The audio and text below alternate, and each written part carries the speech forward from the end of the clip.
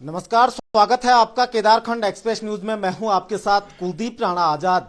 इस वक्त तो हम जोशीमठ में पहुंचे हैं और वो जोशीमठ जो आज विनाश की दहलीज पर खड़ा है। क्यों खड़ा है, ये सब कारण आप जानते हैं। जो सरकारों की घोर नाकामी है। पिछले कई समय से जोशीमठ बचाने की मुहिम चल रही थी, लेकिन जो सरकारों का मौन रवैया था उसकी वजह से आज यहाँ के लोग जो शरणार्थी शिविर हैं उनमें रात काटने के लिए विवश हैं। हमारे साथ नगरपालिका के अध्यक्ष हैं शैलेंद्र सिंह पंवार जी, उनसे बातचीत करने, क्योंकि आज दिन भर यहाँ पे एक बड़ा चक्का जाम हुआ था। सरकार पे दबाव बनाने की एक बड़ी कोशिश की गई थी, कितनी सफल हो पाई है उसके बारे में थोड़ा जानकर। सर, पहले तो आज जिस तरीके से स्थिति बनी है, काफी भयावह स्थिति इस पूरे नगर क्षेत्र की बनी, पूरी स्थिति क्या रही है और आज का जो आंदोलन हुआ है उसकी स्थिति क्या रही? हमारा ये नगर क्षेत्र है जोशीमठ नगर क्षेत्र, लगभग 1 वर्षों से भूदसाव की चपेट में है। पिछले वर्ष 1 वर्ष पूर्व भी एक मोहल्ला हमारा गांधीनगर की तरफ का रविग्राम गांधीनगर एक मोहल्ला है, लगभग 30, 40, 50, 60 मकान लगभग इसकी चपेट में आए हैं। इसी 1 वर्ष बाद पुनः इसकी तीव्रता इतनी ज़्यादा है कि 1 महीने के अंदर, 2 महीने के अंदर लगभग आधा जोशीमठ भूभाग अलग नदी की तरफ समा रहा है, नीचे के बह नहीं रहा है, नदी जमीन अंदर को धंस रही है। अभी 1 हफ्ता पूर्व ही एक यहाँ पर हमारा यहाँ जेपी का कैंप है, ठीक जोशीमठ की तलहटी में अलकनंदा के नदी के किनारे जेपी कंपनी का अपना बेस कैंप है जहाँ उनके कर्मचारी रहते हैं। वहाँ कम से कम 15-20 इंच मोटा पानी, मटमैला पानी बहुत तेज गति से निकल रहा है। लगभग हमने वहाँ पर ज्ञात किया कि 300 लीटर पर मिनट वो पानी निकल रहा है, 300 लीटर पर मिनट पानी निकल रहा है। उससे पूर्व वहां पर कोई पानी के स्रोत नहीं थे। लगभग 1 हफ्ते से सोर्स निकला है। इस सोर्स के निकलने के बाद जोशीमठ का जो धसाव की प्रक्रिया बहुत तेजी से बढ़ी है। हमारे 3-4 बड़े बड़े होटल टूटने की पूर्व कगार पर है। लगभग उस एरिया के कम से कम 200-400-500 मकान क्षतिग्रस्त होने की कगार पर हैं। लगातार हम सरकार से 1 साल से निवेदन अनुरोध करते आ रहे थे कि साहब हम इसकी जांच की भूगर्भ जांच करी जाए, किस वजह से ये धसाव हो रहा है। जो प्रभावित लोग हैं इनको विस्थापन किया जाए, इनको उचित मुआवजा दिया जाए, हम अनुरोध करते आ रहे थे। किंतु जब अभी 1 हफ्ता पूर्व जब इसकी प्रक्रिया बढ़ी है, सरकार भी इसमें एक्टिव हुई है, शासन भी यहाँ पर एक्टिव हुआ है, एडीएम साहब वगैरह यहाँ पर जो भी आत्मा सचिव यहाँ आज पहुंचे हैं, अब सक्रिय हुई है। किंतु अगर सक्रियता अगर 1 माह पूर्व दिखा दी होती तो शायद हम कुछ इलाकों को डूबने से बचाया जा सकता था। आज इसी परिप्रेक्ष्य में हमारे द्वारा लगातार माननीय मुख्यमंत्री से को मिलने भी हम 3-4 दिन पहले गए थे। कल हमारे द्वारा मसाल जुलूस यहाँ पर निकाला गया। आज यहाँ की जनता ने मिल करके यहाँ पर चक्का जाम का आयोजन किया था। निसंदेह रूप से लोग बहुत आक्रोश में हैं, क्योंकि लोगों घर, मकान, जंगल जमीन सब डूबने के कगार पर है। किसकी तो डूब चुकी है, कुछ डूबने के कगार पर है। इसलिए लोग, जनता में बहुत बड़ा आक्रोश है। आज जनता ने स्वतः स्फूर्त आज यहाँ पर चक्का जाम किया। तो निसंदेह रूप से सरकार को चेताने का काम किया है कि तुरंत अपनी हम कितने परेशानी में, इस ठंड में हम किस तरह रह रहे हैं, उनको जगाने का काम करने का जनता ने काम किया है। अध्यक्ष जी, आज पूरे पालिका क्षेत्र में कितने परिवार हैं जो सबसे ज्यादा प्रभावित हैं और शिविरों में रहने के लिए भी बस हैं? लगभग जो प्रभावित की बात करेंगे आप, तो लगभग आज की डेट में 600 से 700 परिवार लगभग प्रभावित की श्रेणी में आ चुके हैं। लगभग उनके मकानों में बड़ी बड़ी दरारें आ चुकी, भूदसाव हो चुका है। 700 के 800 के बीच में इसकी आंकड़ा है। इससे बढ़ भी सकता है, क्योंकि लगातार जो बढ़ रहा है, हर घंटे में दरार आ रही है, हर मिनट में मकानों में दरार आ रही है। ये आंकड़ा बढ़ भी सकता है। हम एक अप्रोक्सीमेट हम बता रहे हैं। बाकी अभी तक जोशीमठ रह रहे हैं, कल तक सरकारी आंकड़ा था कि 34 परिवार कल तक शिफ्ट किए जा चुके थे। आज कितने शिफ्ट हुए ये जानकारी हम रात तक मिल पाएगी। बिल्कुल। और जोशीमठ न केवल एक जगह का नाम है, बल्कि जोशीमठ धार्मिक रूप से भी बहुत महत्वपूर्ण इसका मातम्य है। लेकिन जिस तरीके से आज स्थिति हुई है, सरकार यानी ये चाह रही थी कि एक बार आपदा आ जाए तब हम हरकत में आ जाए। जिस तरीके से स्थिति आप बता रहे कि 1 माह पूर्व अगर सरकार इसका संज्ञान लेती, और जिस तरह से टनल का जिक्र बार बार आ रहा है कि टनल में जो विस्फोट हो रहे हैं वो मेन वजह है। निसंदेह रूप से जो हमारी जो टनल जोशीमठ क्षेत्र से गुजर रही है, हेलंग से लेकर के इस टनल ने जाना है आपका तपोवन, लगभग 12-13 किलोमीटर की लंबी टनल बन रही है। इसका डाया 8 मीटर बाय 6 मीटर का इसका डाया है। तो इस पर लगातार सुरंग मतलब 10-12 साल खुदती आ रही है। इस सुरंग के नीचे, ठीक नीचे टीबीएम मशीन, जो टनल बोरिंग मशीन होती है, जो टनल को काटती है, टनल को आगे काट के टनल बनाती है, वो मशीन फंसी हुई है, 10 सालों से फंसी हुई है। उसको कहीं निकालने के लिए कंपनी के द्वारा, इसके अंदर मैंने सुना है कि अगल बगल खुदाई की गई है। इस खुदाई का परिणाम है कि बड़ा जल स्रोत जो जोशीमठ के बाहर फूटा है, उसी जल स्रोत से जोशीमठ विनाश का कगार खड़ा है। हम सरकार से निवेदन करना चाहते हैं, एनटीपीसी और पूरी जिम्मेदारी तय हो, जितना भी लोगों का नुकसान है उसकी भरपाई एनटीपीसी से कराया जाए और एनटीपीसी पर मुकदमा दर्ज किया जाए। बिल्कुल, एनटीपीसी पे मुकदमा दर्ज किया जाए। बहुत सारे लोग हैं, क्योंकि लगातार बैठकें हो रही हैं और बैठकें जोशीमठ को बचाने को लेकर, यहाँ के लोगों की जो आजीविका है उसको बचाने को लेकर, और इन लोगों का पुनर्वास और विस्थापन कैसे हो उसको लेकर भविष्य की रणनीतियां लगातार चल रही हैं। सर क्या नाम है आपका? जी, मेरा नाम हरेंद्र सिंह। सर यहाँ आपके व्यावसायिक प्रतिष्ठान रहे होंगे, किस तरह से आज खतरा पैदा हो रखा है और आगे की क्या रणनीतियां बन रही हैं? यहाँ बिल्कुल ही ख़त्म हो गया है, कोई आने को तैयार नहीं है जोशीमठ अब, क्योंकि हम लोग भी छोटा मोटा काम करते हैं, इधर होम स्टे टाइप चलाते हैं, तो जितने टूरिस्ट आने थे वो आ ही नहीं रहे हैं अब यहाँ। सारा व्यवसाय ख़त्म हो गया है। लोगों के अंदर एक डर भी बैठ गया जिस तरीके से स्थिति बनी हुई है। बहुत डर बैठ गया, लोग रातों को सो नहीं रहे हैं, बाहर जग जग करके कब कहाँ दरार आ जाए कोई पता ही नहीं लग रहा है, कब कहाँ फट जाए कोई पता नहीं लग रहा है। बिल्कुल, कब कहाँ फट जाए कुछ पता नहीं। सर क्या नाम है? रजनीश पवार। किस तरीके से यहाँ की पूरी स्थिति बनी है और भविष्य को लेकर अब क्या, क्योंकि जिस तरीके से वर्तमान हालात हैं बहुत खतरनाक के हालात हैं, कभी भी कोई बड़ी अनहोनी जी जी जी, बिल्कुल कोई घर नहीं बचा है जो यहाँ पे मतलब दरारें नहीं आई हैं, सभी घरों पे दरारें आई हुई हैं। और आगे क्या सरकार की रणनीति रहेगी ये आगे देखने की बात है। बाकी तो यहाँ पे अभी जो भविष्य में मतलब जो है सभी लोग डरे हुए हैं, सहमे हुए हैं, सभी लोग ये है कि सुरक्षित जगहों पे जाना चाहते हैं। पर आपको नहीं लगता कि प्रशासन और हमारी सरकारें तब एक्टिव मोड में आती हैं जब लोग उजड़ जाते हैं, विनाश की दहलीज पर खड़े हो जाते हैं? जी बिल्कुल यही है। अब जब आज चक्का जाम हुई तब शासन लोग या प्रशासन के लोग यहाँ पे आए हैं, उससे पहले कोई भी मतलब किसी किस्म की यहाँ पे कोई भी मतलब आज से 1 महीने पहले यहाँ पे दरारें आ चुकी हैं, पर कोई भी उनकी तरफ से कोई भी सहायता नहीं मिल पाई। जबकि ऐसा नहीं है कि सरकारों को इस बारे में अवगत नहीं कराया गया था। कई सालों से इस बारे में लगातार शिकायतें हो रही थी। जो पर्यावरणविद हैं वो सरकारों को चेताने का काम कर रहे थे, लेकिन उसके बाद भी सरकारों के कानों में जूं तक नहीं रेंग रही थी। लेकिन अब स्थिति जब इस कदर हो गई है कि ये पूरा शहर विनाश के मुहाने पे खड़ा हो गया है, तमाम मकाने ढहने को उतावली हो रखी हैं, कहीं मकानों में मोटी मोटी दरारें आई, जलधाराएं फूट गई हैं मकानों के अंदर से, लेकिन अब सरकार एक्टिव मूड में नजर आ रही है। सर जिस तरीके से ये पूरा शहर इस वक्त हालात से गुजर रहा है, क्या कहेंगे और भविष्य को लेकर किस तरह से आंदोलन? जोशीमठ का जो पूरा भूमि है वो पूर्ण रूप से धंसा हो चुका है और सरकार का नकारापन के कारण जो सरकार की इसको ध्यान नहीं दे रहा है, एक बड़ा नकारापन सरकार का रहा है। क्योंकि सरकार के जब यहाँ के लोग सरकार के पास गए कि हमारे मुख्यमंत्री से मिलने गए, लेकिन वहाँ के मुख्यमंत्री जी ने यहाँ के लोगों को समय नहीं दिया। ये बड़ा दुर्भाग्यपूर्ण। और जब समय नहीं मिला और यहाँ जो समय के अभाव के कारण जो जमीनें यहाँ पर धंस चुकी है, अगर समय रहते सरकार इससे चेत जाती और अपना प्रशासन को यहाँ पर पूरा अलर्ट कर दी जाती तो शायद बहुत हिस्सा जोशीमठ बच जाता। लेकिन सरकार के नकारापन और नकार सरकार के कारण ये सब हुआ। सर इतनी ठंड है, हार्ट का पानी वाली ये ठंड है, लोग अब बाहर रहने के लिए मजबूर हैं। किस तरह से लोगों की व्यवस्था हो पा रही है इस पूरे नगर? लोग आप जो घरों से बाहर आ रखे, आप यहाँ देखिए नगर पालिका जोशीमठ में कई परिवार यहाँ यहीं रह रहे हैं, कुछ लोग इंटर कॉलेज में रह रहे हैं, कोई अलग अलग जगहों पर लोग रह रहे हैं, कुछ लोग अपने रिश्तेदारों के रह रहे हैं। लेकिन लोगों के इस ठंड में लोगों के पास इतनी व्यवस्था नहीं है। जो लोगों का मकान घर टूट रहा है वहाँ लोगों की सारी व्यवस्था लोग घरों पे है, लेकिन पहाड़ में इस ठंड में लोग घरों पर रह रहे हैं, व्यवस्था कहीं पूरी व्यवस्था कहीं नहीं हो पा रही। हम ये सरकार से ये कहना चाह रहे थे कि सरकार पहले इनकी व्यवस्था करे, इनके रहने की व्यवस्था करे। और NTPC का जो टनल बनी ये बड़ा मुख्य कारण है, ये बहुत बड़ा मुख्य कारण है। और दूसरा जो बाईपास से जो सड़क बननी और जो वहाँ नीचे ग्रिप के द्वारा जो सड़क बनाई जा रही वहाँ पे जो ब्लास्टिंग हो रही वो भी बड़ा मुख्य कारण है।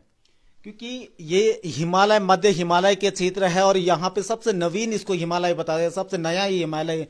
लेकिन उसके बावजूद भी पहाड़ों में विस्फोटकों का प्रयोग करना, और जबकि ये क्षेत्र चाइना सीमा से जुड़ा हुआ क्षेत्र है और हिमालय के सबसे नजदीकी ये क्षेत्र है, उसके बावजूद भी यहाँ पर इस तरह से विस्फोटकों का प्रयोग करना, कहीं ना कहीं लोगों को उजाड़ने का प्रबंध पहले सरकारों द्वारा किया जा चुका है। और रैनी आपदा का पिछली बार आपने देखा होगा कि कितनी बड़ी रैनी आपदा आई थी, लेकिन उसके बावजूद भी सरकारें चेती नहीं है। कुछ लोग यहाँ पे और हैं। सर क्या नाम है आपका? मेरा नाम कमल रतूड़ी है। मैं जो जोशीमठ बचाव संघर्ष समिति है उसका प्रवक्ता हूँ। सर जो इस समय हालात हैं, वर्तमान की चिंता तो है ही, लेकिन अब भविष्य की भी चिंता लोगों के सामने है। देखिए बात ऐसी है, यदि आप पीछे जाएंगे तो 2003-04 में जब NTPC का प्रोजेक्ट यहाँ पर आया, उस समय भी लोगों ने यहाँ पर जोरदार उसका विरोध किया था। और तमाम पर्यावरणविद जो भूगर्भवेत्ता थे, देश के बड़े वैज्ञानिक थे, उन्होंने कहा था कि यदि आप इतनी बड़ी आबादी के जड़ से सुरंग खोदने का काम करेंगे तो निश्चित तौर पर भविष्य में इस आबादी के ऊपर खतरा मंडराएगा। जब 2009 में इनकी टनल बोरिंग मशीन जिसको TBM कहते हैं वो लूज पे फंस गई। हालांकि उन्होंने कहा था कि हम मजबूत रॉक पे ही अपने टनल बना रहे हैं, लेकिन वो लूज पे फंस गए 2009 में। उसके बाद यहाँ के लोगों ने बहुत बड़ा आंदोलन किया, हजारों लोग उस समय सड़क पर आए, जब यहाँ का पूरा जो अंडरग्राउंड वाटर है वो निकल करके जड़कोला पे, जो उस समय 600 लीटर प्रति सेकंड निकल रहा था, आज भी 400 लीटर प्रति सेकंड निकल रहा है। तो यहाँ का भूजल पूरी तरह से निकल गया, नीचे वैक्यूम हो गया है, जो ऐसा वैज्ञानिक बता रहे हैं। तो जब 10 में बड़ा यहाँ के लोगों ने आंदोलन किया, तो 17 मार्च 2010 को यहाँ का प्रशासन, केंद्र सरकार और जो हमारी संघर्ष समिति तब भी थी, उनका एक समझौता हुआ, और उस समझौते में ये तय हुआ था कि एनटीपीसी यहाँ के पेयजल के लिए पैसा देगी, जो उन्होंने दिया। एनटीपीसी जोशीमठ के घर, मकानों का और प्रतिष्ठानों का बीमा करेगी। वो हमारे पास लिखित समझौता है, जिस पर एनटीपीसी ने अमल नहीं किया।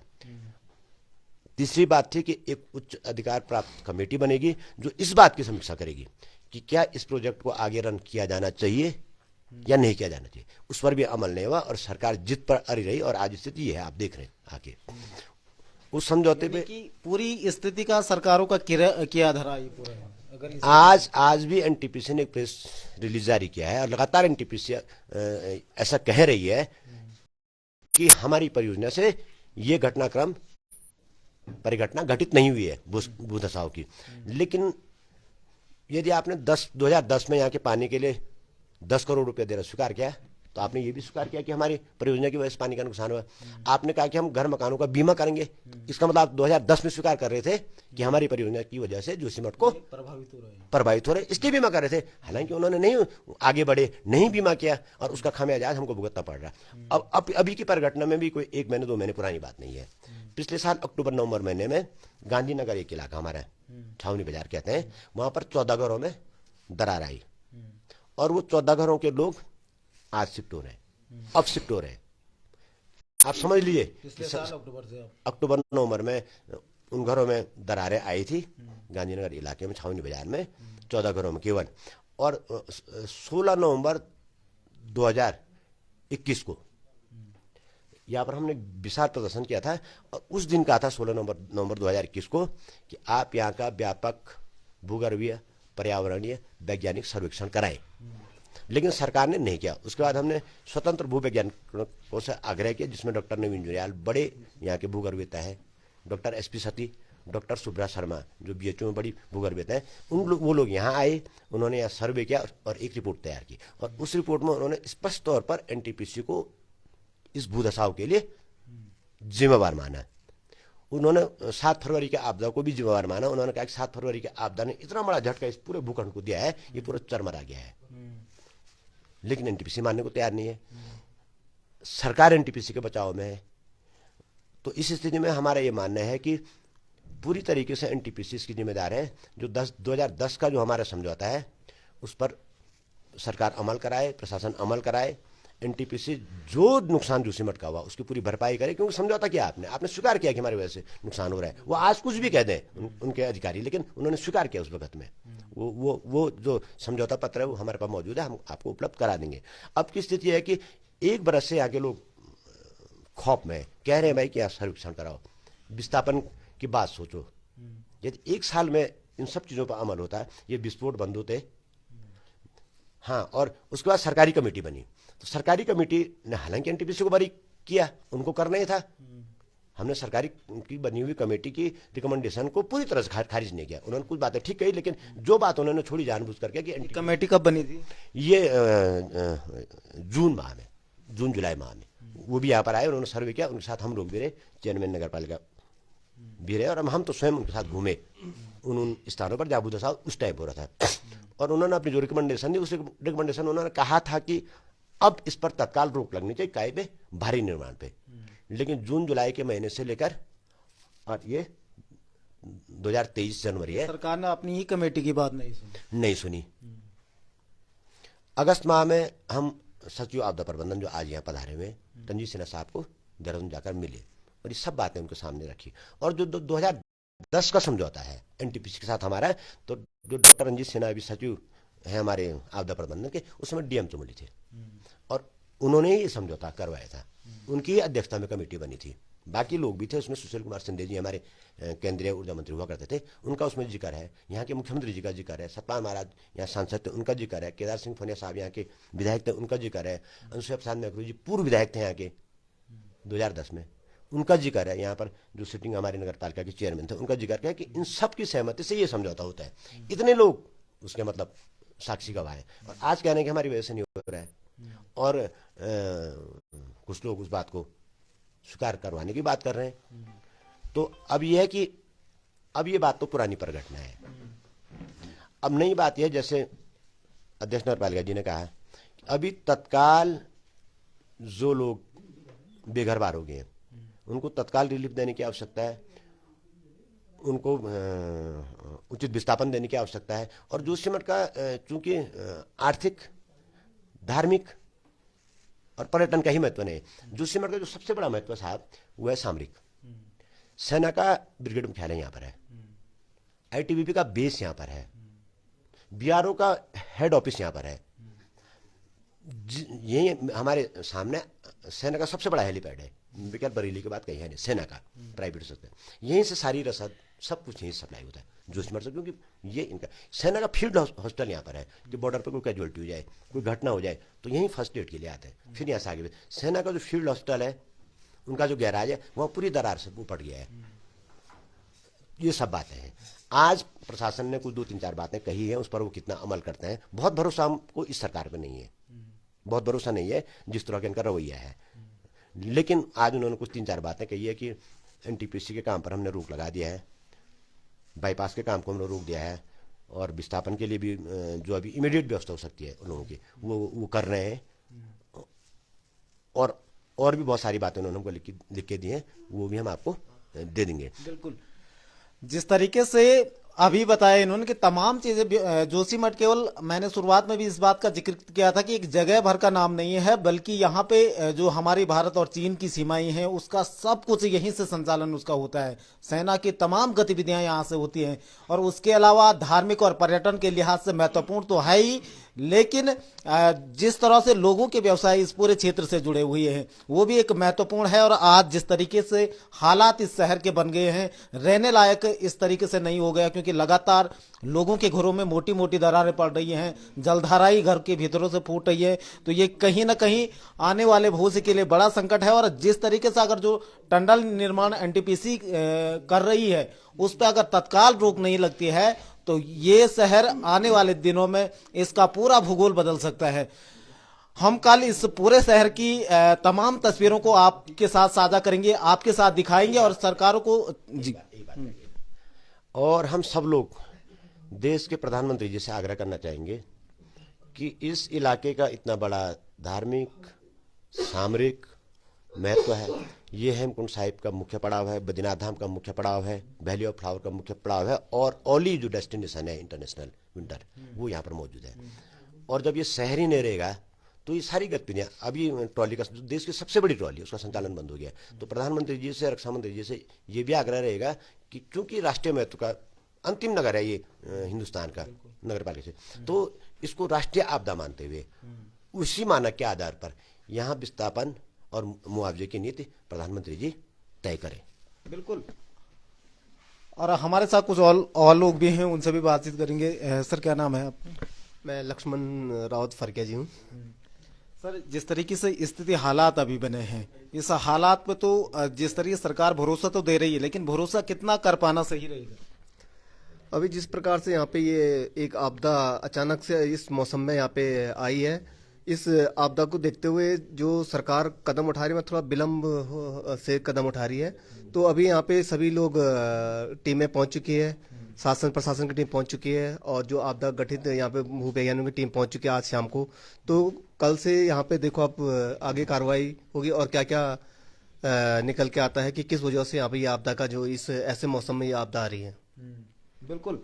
रुद्रप्रयाग से यूकेडी के नेता मोहित डिमरी भी यहाँ पहुंचे हुए हैं। सर, मोहित जी, आप पिछले बार हमने रैणी की आपदा कवर की थी, और रैणी की आपदा के बाद जिस तरीके से सरकार हर आपदा के बाद बहुत सारी चीजें बोली जाती हैं, इस तरह से नहीं होना चाहिए, पर्यावरणविद एक्टिव हो जाते हैं, तमाम हिमालय के बारे में बातचीत होती है, लेकिन फिर ढाक के 3 वही स्थिति बन जाती है। देखिए, मैं एक मुख्य बात ये कहना चाहूँगा कि प्रधानमंत्री नरेंद्र मोदी जी अभी हाल ही में बद्रीनाथ के दर्शन के लिए पहुँचे थे और वो माणा गांव भी गए थे और उन्होंने माणा गांव को पहला गांव घोषित किया है। तो इस तरह जो जोशीमठ शहर है वो पहला शहर हमारे देश का है।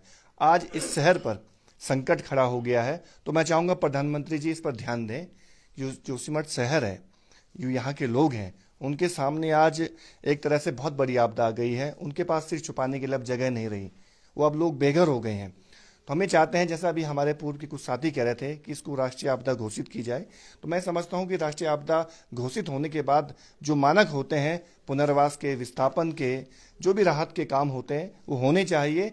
और जितने प्रभावित लोग हैं उनको राष्ट्रीय राजमार्ग के किनारे किसी सुरक्षित स्थान पर उनको विस्थापित किया जाए, उनको वहाँ पे जगह दी जाए, ताकि वो लोग फिर अपना रोजगार वहाँ पर संचालित कर सके। क्योंकि आज हम देख पा रहे हैं जोशीमठ के जितने भी लोग हैं उनका रोजगार पर्यटन से चलता है और बद्रीनाथ यात्रा से चलता है।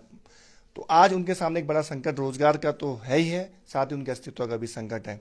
तो हम देख रहे हैं लंबे समय से जोशीमठ के नीचे सुरंगों का निर्माण हो रहा है। यहाँ विष्णुगाड़ तपोवन एक प्रोजेक्ट बन रहा है जो एनटीपीसी द्वारा इसका निर्माण किया जा रहा है। तमाम तरह से इसका विरोध भी हुआ, लेकिन इसके बावजूद इसका निर्माण कार्य चलता रहा, जिसका खामियाजा आज हम भुगत रहे हैं। तो कहीं ना कहीं इसमें सरकार की बहुत बड़ी नाकामियां हैं, बहुत बड़ी सरकार की लापरवाही है, जिसका जो नुकसान है हम लोगों को उठाना पड़ रहा है। तमाम तरह के प्रोजेक्ट हम देख रहे हैं इस घाटी में बन रहे हैं। धौली गंगा में जो बाढ़ आई उसका भी हमने बहुत बड़ा रूप देखा, कई लोगों को उसमें जाने अपनी गंवानी पड़ी और आज स्थिति ये आ गई कि जोशीमठ के लोगों के सामने एक बड़ा संकट है और कोई भी बड़ी अनहोनी इस पूरे क्षेत्र में हो सकती है। तो हम ये कहना चाहते हैं सरकार इस तरह के प्रोजेक्ट इस क्षेत्र में न बनाए, इतने भारी भरकम प्रोजेक्ट न बनाए जिससे हमारे लोगों के सामने इस तरह का संकट पैदा हो।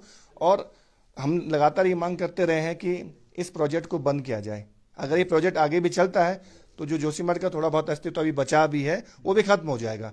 तो हर हाल में प्रोजेक्ट बंद होना चाहिए और जितने भी प्रभावित लोग हैं उनको विस्थापित करने के लिए सरकार को जल्द ठोस नीति बनानी चाहिए और साथ ही साथ जितने लोग अभी बेघर हो गए हैं उनको तात्कालिक राहत मिलनी चाहिए, चाहे खाने पीने की उनकी व्यवस्था हो, रहने की अच्छी व्यवस्था हो, वो सरकार को करनी चाहिए, ये हम कहना चाहते हैं। और उत्तराखंड क्रांति दल से हम लोग यहाँ पर आए हैं, लोगों की समस्याओं को सुन रहे हैं, तो एक रिपोर्ट भी हम इसमें तैयार करेंगे और सरकार को जल्द सौंपेंगे क्या कुछ यहाँ पर किया जा सकता है। बिल्कुल। और जिस तरीके से हमारे साथ अतुल सतीश जी हैं, उनसे बातचीत करेंगे। सर, पूरे शहर पर इस वक्त संकट के बादल मंडरा रहे हैं, किस तरह की रणनीति अब बन रही है इसको बताने के लिए? ये संकट जो है, कोई प्रकृति ये संकट को नहीं लाई है, ये मानव जनित आपदा है। ये जो है मानव ने निर्मित की है और इस आपदा को और ज्यादा गंभीर बना दिया है सरकार की नाकामी ने, सरकार के निकम्मेपन ने। 14 महीने पहले हमने इस बात को उठाया था। अगर 14 महीने पहले सरकार जाग गई होती, उसने कोई एक्शन ले लिया होता, एनटीपीसी की टनल बंद कर दी गई होती, नीचे ब्लास्टिंग बंद कर दी गई होती, तो शायद ये शहर जो है आज इस कगार पर नहीं होता। ये 1500 साल पुराना नगर है जहां हम बैठे हैं, ऐतिहासिक नगर है, ये सांस्कृतिक नगर है, ये पर्यटन नगर है, ये सीमा पर अंतिम नगर है, ये सामरिक दृष्टि से महत्वपूर्ण नगर है और इस नगर को डुबाया जा रहा है, इस नगर को खत्म किया जा रहा है। आप जिस जगह पर बातचीत कर रहे हैं, यहाँ नगर पालिका में 10-15 परिवार यहाँ रह रहे हैं अपना घर बार छोड़ करके, 25 परिवार अपना घर छोड़ चुके हैं, 20 परिवार जो है यहां से जा चुके हैं। ये स्थिति है। 600 परिवार जो है इस आपदा के मुहाने पर खड़े हैं, कभी भी कुछ भी हो सकता है। अगर ये जो है, अभी मैं अंदर बात कर रहा था वहां एनडीटीवी पर, सेस्मिक जोन में है हम लोग और उसके भी जोन 5 में हम लोग, इतने संवेदनशील स्थान पर जहां के बारे में लगातार वैज्ञानिकों ने, भूवैज्ञानिकों ने चेतावनियां दी, उसके बावजूद जो है सरकार नहीं चेती और आज जो है उन्होंने लोगों को इस कगार पर ले आए हैं। ये शहर डूबने के कगार पर है। हम जो है एक कह सकते हैं ज्वालामुखी के मुहाने पर बैठे हुए हैं। ये बम जो है कभी टिक टिक टिक फट सकता है। अगर 1 रिक्टर स्केल का भी भूकंप आया तो ये पूरा शहर तबाह हो जाएगा। इस स्थिति में ले आए हैं। तो हम लोगों ने कल रात भी जो है यहाँ बड़ा मशाल जुलूस निकला, 1500 लोग जो है एक कॉल पर आ गए। आज भी आपने देखा दिन भर लोग चक्का जाम में रहे। तो कोई यूं ही सड़क पर नहीं आता। इसका मतलब ये है कि लोग बहुत परेशानी में हैं और तब मजबूरी में सड़क पर बैठे रहे हैं दिन भर। और सरकार की ये हालत है कि अभी तक वो गंभीर नहीं है। जमीन पर आप देखिए कि आज हमको ये कहना पड़ा कि आप कम से कम लोगों के खाने पीने रहने की व्यवस्था कीजिए। आज हमको कहना पड़ा कि आप एनटीपीसी का काम बंद कीजिए, क्योंकि ये काम लगातार वहां अंदर विस्फोट हो रहे हैं और यहाँ जो है जमीन फट रही है। आज हमको कहना पड़ा कि आप जो है नीचे बाईपास का काम है उसको बंद कीजिए, क्योंकि वहां नीचे विस्फोट हो रहा है, सड़क पूरा जोशीमठ नीचे धंस रहा है। ये सरकार कह रही थी कि एनटीपीसी के टनल से कुछ नहीं हो रहा है। अब तो जो है वहां पानी आने लगा है और वो पानी का जो रिसाव है वो ठीक वही पानी है जो 7 फरवरी की आपदा में आया है और लोगों ने उसका मिलान कर दिया है। बल्कि अभी तो हमने वो जो है लैब में भी भेज दिया है देहरादून और कल परसों में टेस्ट होकर के आ जाएगा और साबित हो जाएगा कि वो एनटीपीसी के टनल का पानी है और उसने इस पूरे शहर को तबाह कर दिया। तब हम कहना चाहते हैं कि इस एनटीपीसी का पूरा प्रोजेक्ट रुकना चाहिए। ये जो 4 धाम के नाम पर आप जो इस पूरी सड़क खोद रहे हैं और जोशीमठ की जड़ में सुराख कर रहे हैं, इसको बंद करना चाहिए और सरकार को अभी भी गंभीर होना चाहिए। आंदोलन उग्र और उग्रतर होता जा रहा है। इस समय जरूरत यह है कि सरकार, जनता, प्रशासन कोऑर्डिनेशन के साथ काम करे, लोगों को राहत पुनर्वास का काम करे, लोगों के लिए स्थायी भवन का निर्माण करे, लोगों के लिए जो उनका मुआवजा है, उनका भवन टूट गया है, उनके लिए जो मुआवजा दिया जाना है वो तत्काल दिया जाए। पहले तो मैंने कहा था कि आप अहेतुक राशि दे दीजिए ताकि कम से कम 10-10 हजार रुपए लोगों के हाथ में दीजिए। लोग घर से बाहर निकले हैं, ये ठंड की जगह है, कम से कम लोग अपने लिए कंबल, रजाई, अपने लिए खाने पीने की व्यवस्था कर सकेंगे। कुछ भी जो है जमीन पर नहीं। और ठीक है, बयानों में बहुत कुछ आ रहा है, आपके प्रेस नोट में बहुत कुछ कहा जा रहा है, लेकिन जमीन पर अभी हमको कुछ बहुत दिखाई नहीं दे रहा है जो कि जनता के लिए, जनता को और ज्यादा उग्र करने की तरफ ले जा रहा है। और जनता अगर उग्र हुई तो ये हालात इनसे संभलेंगे नहीं। जिस तरीके से आप भी बता रहे कि सालों पहले 2009-10 से भी ये बात चल रही है और जो ये यहाँ पे जल विद्युत परियोजनाएं बन रही है उनको बंद करने की बात लगातार बढ़ रही। सरकारें जब आपदा आती है उस दौरान जरूर रोक देती हैं, लेकिन उसके बाद अब कितना भरोसा सरकारों पे किया जाए कि भविष्य में ये बंद हो जाएंगे? देखिए, सरकारों के लिए तो देखिए, हम तो जो है उत्तराखंड आंदोलन से निकले हुए लोग हैं। हमने उत्तराखंड आंदोलन के दौरान भी कहा कि हमारे पानी का, हमारे जंगल का, हमारे भूमि का, हमारे यहाँ जो नौजवान हैं उनका ऊर्जा का उपयोग होना चाहिए। लेकिन हमने कहा था आप छोटी छोटी जल विद्युत परियोजनाएं बनाइए। आप ले आए बड़ी जल विद्युत परियोजनाएं जो कि हजारों करोड़ की, और उसमें इसलिए वो बन रही हैं कि उनमें हजारों करोड़ का कमीशन, अन्यथा और कोई कारण नहीं है। आप देखें ना, जिस परियोजना की मैं बात कर रहा हूं इसको 2011 में कंप्लीट होना था, प्रोडक्शन करना था। हम 2022 में बैठे हैं और अभी जो है 50% काम नहीं हुआ है। तो जो है ये कहीं से भी फायदेमंद नहीं है। उसकी अगर आज बिजली अगर आज 2022 में बेचेंगे तो 16 रुपए की पड़ेगी पर यूनिट। हम 5 रुपए की बिजली खरीदते हैं और जिस दिन ये कंप्लीट होगा 24 रुपए की बिजली पड़ेगी। तो कहीं से भी फिजिबल नहीं है। और सरकारें केवल जो ठेकेदारी है, कमीशन है, उसके लिए इनको सपोर्ट करते हैं, इसका और कोई कारण नहीं है। और ये सारी बड़ी परियोजनाएं इस पहाड़ के लिए खतरनाक साबित हो रही हैं। आप देखिए ब्यासी से लेकर के और श्रीनगर के बीच में, और श्रीनगर से देखिए रुद्रप्रयाग के बीच में वो जो रेलवे का प्रोजेक्ट आ रहा है वो सैकड़ों गांवों को जो है अभी फिर से विस्थापन की तरफ ले जा रहा है। लोगों के घरों मलबे के ढेर में बदल रहे हैं। तो और मैं तो आया हूं धारचूला से उत्तरकाशी। आप देखिए जो 4 धाम का प्रोजेक्ट है, इसने और ज्यादा जो है लोगों के लिए मुसीबत खड़ी कर दी है। तो हम कह रहे हैं कि पहाड़ में जो विकास है उसका मॉडल जो है यहाँ की जो भूगर्भिक स्थिति है, भौगोलिक स्थिति है, उसके अनुसार होना चाहिए। अन्यथा आप जो है पूरे पहाड़ को, हम लोग तो यहाँ विपरीत परिस्थितियों में भी पलायन नहीं कर रहे हैं, यहाँ रह रहे हैं और आप हमको मजबूर कर रहे हैं पलायन के लिए। तो इसलिए हमारा तो ये कहना है सारे प्रोजेक्ट बंद होने चाहिए और यहाँ पर जो विकास का ढांचा है वो यहाँ के संसाधनों का संतुलन के साथ, उपयोग के साथ, प्रकृति को बचाए रखते हुए उपयोग होना चाहिए। सर, क्योंकि अब पूरा शहर एक तरह से खतरे की दहलीज पर खड़ा है और हर रोज हर परिवार जो है यहाँ से प्रभावित हो रहा है। आगे जो आपकी रणनीति आंदोलन की रहेगी, किस तरह से आप सरकारों पे दबाव बनाने की कोशिश की जाएगी? और जो विस्थापन को लेकर है, क्योंकि जिस तरह की स्थिति अभी है तो रहने योग्य तो फिलहाल है नहीं। हमारा जो आंदोलन है वो जो है पहले तो शांतिपूर्ण चल रहा था। 24 तारीख को हमने बड़ा प्रदर्शन किया, जहाँ 2 से 3 हजार लोग सड़क पर उतरे। उसके बाद हम तो जो है मुख्यमंत्री से बातचीत ही करने गए थे। जब उन्होंने बात नहीं की तो वो आंदोलन उग्र हुआ और कल आपने देखा उसका प्रदर्शन, और आज देखा आपने चक्का जाम है।